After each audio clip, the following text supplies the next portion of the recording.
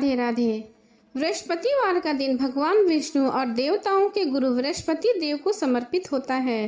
बृहस्पति देव के देवताओं का गुरु होने के कारण इस दिन को गुरुवार के नाम से भी जाना जाता है। बृहस्पतिवार के दिन भगवान विष्णु की बृहस्पति देव के रूप में पूजा का विधान है। यह व्रत अत्यंत फलदायी होता है। गुरुवार को व्रत उपवास करके तथा कथा पढ़ने से बृहस्पति देवता प्रसन्न होते हैं।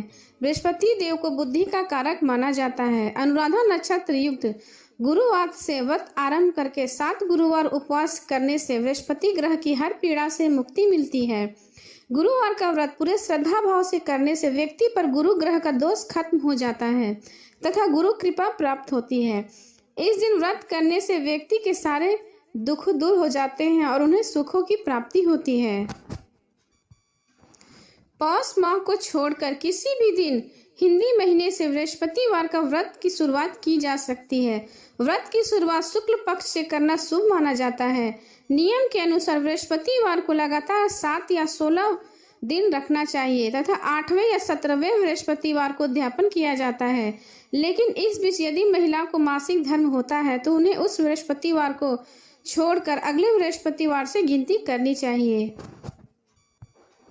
बृहस्पतिवार के दिन पीले रंग के कपड़े ही पहनने चाहिए क्योंकि बृहस्पति देव को पीला रंग अति प्रिय होता है। अब सुने बृहस्पतिवार की व्रत कथा। प्राचीन समय की बात है, एक नगर में एक बड़ा व्यापारी रहा करता था। वह जहाजों में माल लदवाकर दूसरे देशों में भेजा करता था। वह जिस प्रकार अधिक धन कमाता उसी प्रकार जी खोलकर दान किया करता था, परंतु उसकी पत्नी अत्यंत कंजूस थी। वह किसी को एक दमड़ी भी दान नहीं देती थी। एक बार सेठ जब दूसरे देश को व्यापार करने गया तो पीछे से बृहस्पति देव ने साधु के वेश में उसकी पत्नी से भिक्षा मांगी। व्यापारी की पत्नी बृहस्पति देव से बोली, हे साधु महाराज, मैं इस दान पुण्य से तंग आ गई हूँ। आप कोई ऐसा उपाय बताएं जिससे मेरा सारा धन नष्ट हो जाए और मैं आराम से रह सकूं। यह धन लुटाते हुए मैं थक चुकी हूँ। बृहस्पति देव ने कहा, हे देवी, तुम बड़ी विचित्र हो। संतान और धन से कोई दुखी नहीं होता। अगर अधिक धन है तो उसे शुभ कार्यों में लगाओ। कुंवारी कन्याओं का विवाह कराओ। विद्यालय और बाग बगीचों का निर्माण कराओ। ऐसे पुण्य कार्य करने से तुम्हारा लोक परलोक सार्थक हो सकता है। परंतु साधु की इन बातों से व्यापारी की पत्नी को कोई खुशी नहीं हुई। उसने कहा, मुझे ऐसे धन की आवश्यकता नहीं जिसे मैं दान में देती फिरूं। तब बृहस्पति देव बोले, यदि तुम्हारी ऐसी इच्छा है तो तुम एक उपाय करना। 7 बृहस्पतिवार को घर को गोबर से लीपना, अपने केशों को पीली मिट्टी से धोना, केशों को धोते समय स्नान करना, व्यापारी को हजामत बनाने को कहना, भोजन में मांस मदिरा खाना, कपड़े अपने घर धोना। ऐसा करने से तुम्हारा सारा धन नष्ट हो जाएगा। इतना कहकर बृहस्पति देव अंतर ध्यान हो गए। व्यापारी की पत्नी बृहस्पति देव के कहे अनुसार 7 बृहस्पतिवार वैसा ही करने का निश्चय किया। केवल 3 बृहस्पतिवार बीते थे कि उनकी सब धन संपत्ति नष्ट हो गई और वह परलोक सिधार गई। जब व्यापारी वापस आया तो उसने देखा कि उसका सब कुछ नष्ट हो चुका है। उस व्यापारी ने अपनी पुत्री को सांत्वना दी और दूसरे नगर में जाकर रहने लगा। वहां वह जंगल से लकड़ी काटकर लाता और शहर में बेचता।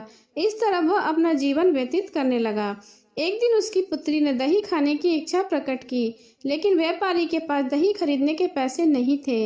वह पुत्री को बोलकर चला गया और जंगल में लकड़ी काटने लगा। और उसके बाद वह एक वृक्ष के नीचे बैठकर अपनी पूर्व दशा का विचार कर रोने लगा। उस दिन बृहस्पतिवार था। तभी वहां बृहस्पति देव साधु के रूप में सेठ के पास आए और बोले, हे मनुष्य, तू इस जंगल में किस चिंता में बैठा और तू क्यों रो रहा है? तब व्यापारी बोला, हे महाराज, आप सब कुछ जानते हैं। इतना कहकर व्यापारी अपनी कहानी सुनाकर रोने लगा। बृहस्पति देव बोले, देखो बेटा, तुम्हारी पत्नी ने बृहस्पति देव का अपमान किया था, इसी कारण तुम्हारा यह हाल हुआ है। लेकिन अब तुम किसी प्रकार की चिंता न करो। तुम गुरुवार के दिन बृहस्पति देव का पाठ करो। 2 पैसे के चने और गुड़ को लेकर जल के लोटे में शक्कर डालकर वो अमृत तैयार करो और बृहस्पति देव की कथा करो और अमृत और प्रसाद अपने परिवार के सदस्यों के साथ सभी को बांट कर खाओ। स्वयं भी प्रसाद व चना अमृत लो। भगवान तुम्हारा अवश्य कल्याण करेंगे। साधु की बात सुनकर व्यापारी बोला, महाराज, मुझे तो इतना भी नहीं बचता कि मैं अपनी पुत्री को दही लाकर दे सकूं। इस पर साधु जी बोले, तुम लकड़ियां शहर में बेचने जाना। तुम्हें लकड़ियों के दाम पहले से चौगुने मिलेंगे, जिससे तुम्हारे सारे कार्य सिद्ध हो जाएंगे। उसने लकड़ियां काटी और शहर में बेचने के लिए चला गया। उसकी लकड़ियां अच्छे दाम में बिक गई, जिसने उसे अपनी पुत्री के लिए दही खरीदा और गुरुवार के कथा हेतु चना गुड़ लेकर कथा की और प्रसाद बांटकर स्वयं भी खाया। उसी दिन से उसकी सभी कठिनाइयां दूर होने लगी, परंतु अगले बृहस्पतिवार को वह कथा करना भूल गया। अगले दिन वह राजा के यहाँ गया। वहाँ बड़ा यज्ञ का आयोजन हो रहा था। नगर के लोगों को भोजन पर बुलाया गया था। राजा की आज्ञा के अनुसार पूरे नगर में राजा ने ढिंढोरा पिटवा दिया। कोई व्यक्ति अपने घर भोजन न बनाए, सारे व्यक्ति हमारे घर भोजन करने आए। पूरे नगर के लोग राजा के यहाँ भोजन करने गए, लेकिन व्यापारी और उसकी पुत्री तनिक विलंब से पहुंचे। अंत उन दोनों को राजा ने महल में ले जाकर भोजन कराया। जब वो दोनों लौट कर आए, तब रानी ने देखा कि उसकी खूंटी पर टंगा हुआ हार गायब है। रानी को व्यापारी और उसकी पुत्री पर संदेह हुआ कि उसने ही उसका हार चुराया है। राजा की आज्ञा से उन दोनों को कारावास की कोठरी में बंद कर दिया गया। कैद में पड़कर दोनों अत्यंत दुखी हुए। उन्होंने वहां बृहस्पति देवता का स्मरण किया। बृहस्पति देव ने प्रकट होकर व्यापारी को उसके भूल का आभास कराया और उन्हें सलाह दी कि गुरुवार के दिन कैदखाने के दरवाजे पर तुम्हें 2 पैसे मिलेंगे। उनसे तुम चने और मुनक्का मंगवाकर विधि पूर्वक बृहस्पति देवता की पूजन करना, तुम्हारे सब दुख दूर हो जाएंगे। बृहस्पतिवार के दिन कैदखाने पर 2 पैसे मिले। बाहर एक स्त्री जा रही थी। व्यापारी ने उसे बुलाकर गुड़ और चने लाने को कहा। इस पर वह स्त्री बोली, मैं अपनी बहू के लिए गहने लेने जा रही हूँ, मेरे पास इतना समय नहीं। इतना कहकर वो चली गई। थोड़ी देर बाद वहां एक और स्त्री आई।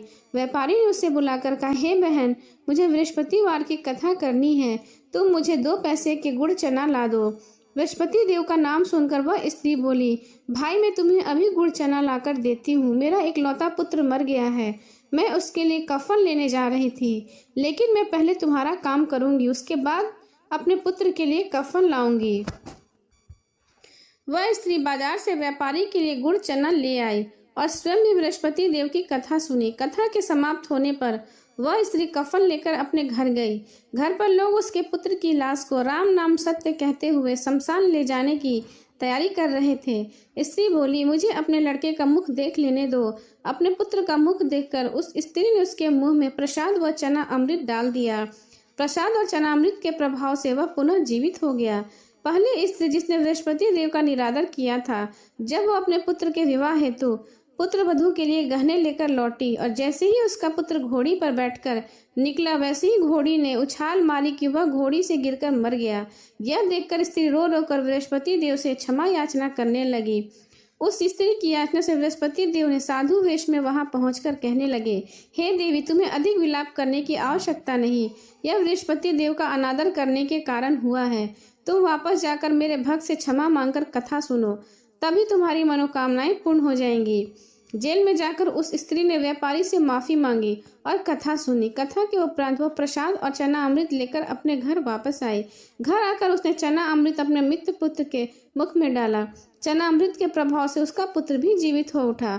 उसी रात बृहस्पति देव राजा के सपने में और बोले, हे राजन, तूने जिस व्यापारी और उसकी पुत्री को जेल खाने में बंद किया है, वह बिल्कुल निर्दोष है। तुम्हारी रानी का हार वही खूंटी पर टंगा है। दिन निकला तो राजा ने रानी का हार खूंटी पर लटका हुआ देखा। तब राजा ने व्यापारी और उसकी पुत्री को बुलाकर उनसे क्षमा मांगी और अपना आधा राज्य देकर उसकी पुत्री का उच्च कुल में विवाह करवाकर बहुत सारे दहेज में हीरे जवाहरात देकर उन्हें विदा किया और वह दोनों सुखी सुखी रहने लगे। इस तरह बृहस्पति देव की कृपा से व्यापारी के बुरे दिन खत्म हो गए और अच्छे दिन लौट आए। प्रेम से बोले बृहस्पति देवता की जय। अब सुने गुरुवार की व्रत आरती। ओम जय बृहस्पति देवा, स्वामी जय बृहस्पति देवा, छिण छिण भोग लगाऊं, कदली फल मेवा। ओम जय बृहस्पति देवा, तुम पूर्ण परमात्मा, तुम अंतर्यामी, जगत पिता जगदीश्वर, तुम सबके स्वामी। ओम जय बृहस्पति देवा, चरणामृत निज निर्मल, सब पातक हरता सकल मनोरथ दायक, कृपा करो भरता ओम जय बृहस्पति देवा। तन मन धन अर्पण करे, जो जन शरण पड़े प्रभु प्रकट तब होकर, आकर द्वार खड़े। जय बृहस्पति देवा दीन दयाल दयानिधि, भक्तन हितकारी पाप दोष सब हरता, भव बंधन हारी।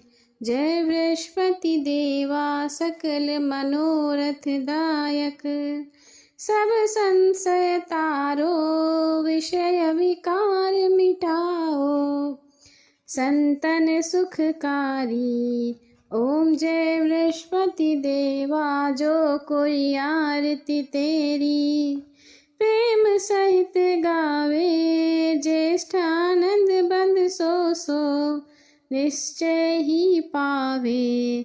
ओम जय बृहस्पति देवा। स्वामी जय बृहस्पति देवा। प्रेम से बोलिए विष्णु भगवान की जय।